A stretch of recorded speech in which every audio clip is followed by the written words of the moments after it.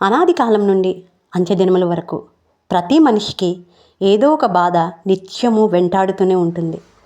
అది శత్రుభీతి అయి ఉండొచ్చు, లేకపోతే తన వారే ఒంటరిని చేసి బాధ పెట్టొచ్చు, నిందలు అపనిందలు వెంటాడొచ్చు. ఏదేమైనప్పటికీ మనం ఆశ్రయించింది దేవుణ్ణైతే ఖచ్చితంగా మనల్ని బాధించిన వారు మన ఎదుట సాగిలపడే విధంగా దేవుడు చేస్తానని వాగ్దానం సెలవిస్తుంది. అంతేకాదు మనల్ని తృణీకరించిన వారు, మనల్ని తక్కువ చేసి మాట్లాడిన వారు మన పాదవుల మీద పడే విధంగా దేవుడు చేస్తాడు. మనం నిరీక్షణ అనేది మనం దేవుని మీద పెట్టుకున్నప్పుడు మాత్రమే.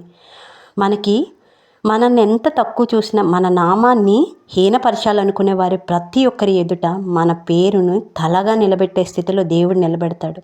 అంతేకాదు మన పిల్ల తరాలని దీవిస్తాడు.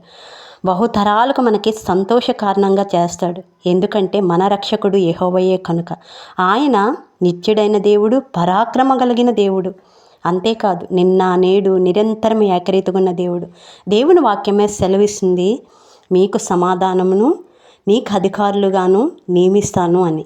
అంతేకాదు మన ప్రాకారంలో నిలబెడతానని దేవుని వాక్యం సెలవిస్తుంది. సూర్యప్రకాశం చంద్రప్రకాశం కంటే దేవుడే నిత్యమైన వెలుగుగా మనకు ఉంటానని దేవుని వాక్యం సెలవిస్తుంది. అంతేకాదు మన దుఃఖ దినములు సమాప్తం చేస్తానని దేవుడు వాగ్దానం ఇస్తున్నాడు. అంతే కదా, దేవుని ఉంది ఈ నిరీక్షణ ఉంటే చాలు కదా. ఖచ్చితంగా దేవుడు అన్నమాట నెరవేరుస్తాడు. మన దుఃఖమును నాట్యముగా సంతోషంగా మారుస్తారు. మనల్ని తక్కువ చేసేవారి ముందు మనల్ని తలగా నిలబెడతాడు. ఎన్నిక లేని వారి అయినా మనం బలమైన జనాంగంగా చేస్తాడు. అంతేకాదు మనం ఒంటరిమని బాధపడకూడదు.